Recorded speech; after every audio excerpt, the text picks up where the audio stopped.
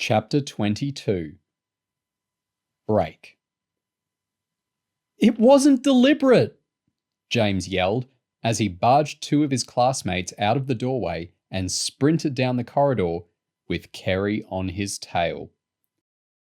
"You're dead, Adams!" Kerry screamed as two little red shirts jumped out of her way. James sprinted around a corner but dropped to a brisk walk when he saw two teachers stepping out of a classroom. He didn't want to get yelled at for running. Kerry slowed down too, and the chase continued at walking pace until James reached the staircase that led up to their rooms. "Come on, Kerry," James said as he leapt up the stairs two at a time. "Give us a break." Speed had always been James's weakness, and Kerry cornered him on the fourth-floor landing. "Dickhead!" she snarled as she gave him two powerful beats to the upper arm. "I've got enough to do without getting a stupid detention because of you!" "It's not my fault," James whined as he rolled out his bottom lip to show where it had scabbed over. "Stuart Russell is a total moron." "It's nothing to do with that," Kerry snapped. "You copied it word for word." "It wasn't exactly the same." "It took Mr. Norwood all of 2 seconds to figure it out." "That's the last time you ever copy my homework, James. I don't care how much you beg." James anxiously ran his hand through his hair, which needed cutting. "How about we go back to my room and patch things up?" "Don't push your luck," Kerry snarled. "I've got another lesson, and you've got history coursework to do." Nah," James grinned. "Mr. Pike's getting me out of that, as long as Kevin Sumner makes it across the obstacle." "That's your problem, James," said Kerry.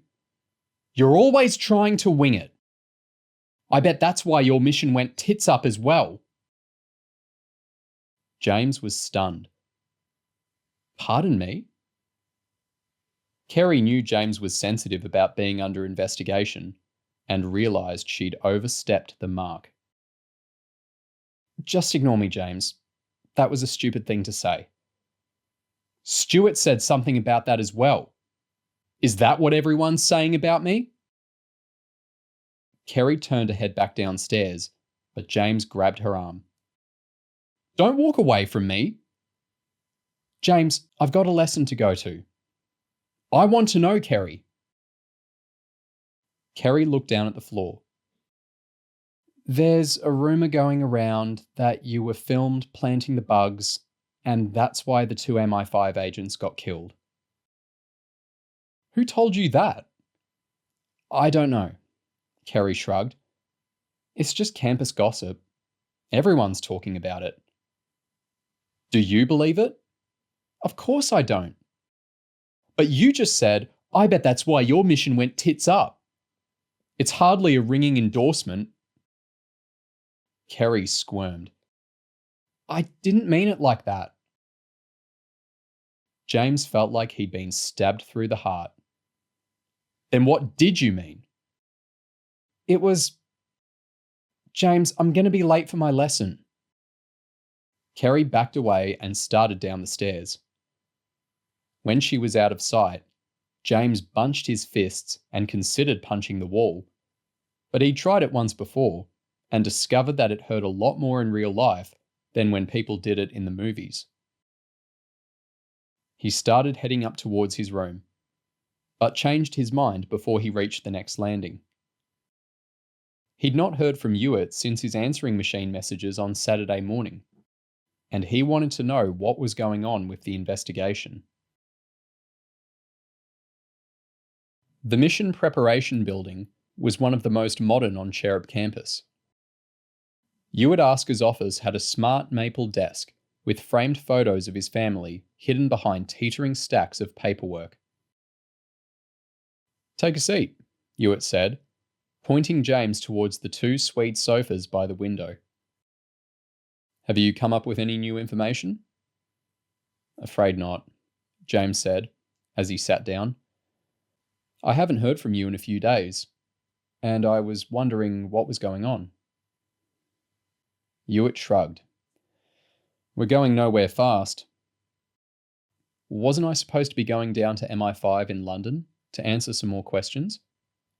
I knocked that one on the head, Yout said. To be honest, I had a blazing row with them. They're asking you to go back to London and go through the same testimony for a third time. As far as I can tell, the only reason for them to do that is if they're trying to trip you up and discredit your evidence. Meanwhile, MI5 are stalling and refusing to send me a large amount of information that I requested on Boris and Isla. So I've told them they're not getting another interview with you until they start full cooperation with me. How did that go down? Like a hungry Rottweiler in a chicken coop, Yout said. The head of MI5 has been on the phone to Zara, complaining about my conduct. The intelligence minister doesn't like the fact that Cherub and MI5 are conducting separate inquiries and is talking about sending in an independent investigator. But it's not like some failing secondary school or the post office. You can't just give an outsider open access to the intelligence services. The thing is, Yout, there are all these rumours going around on campus that I'm going to cop the blame for the 2 MI5 agents being killed. Which means I'll either be booted out of Cherub or spend the rest of my time here doing recruitment missions and crappy little security checks. Yout shrugged.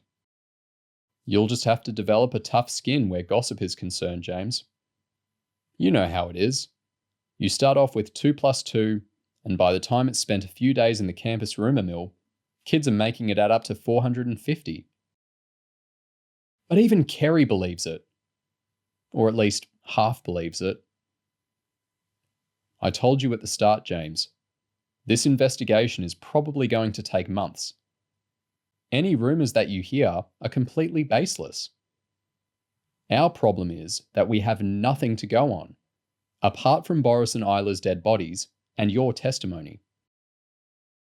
How do you rate your chances of getting the video from the CIA?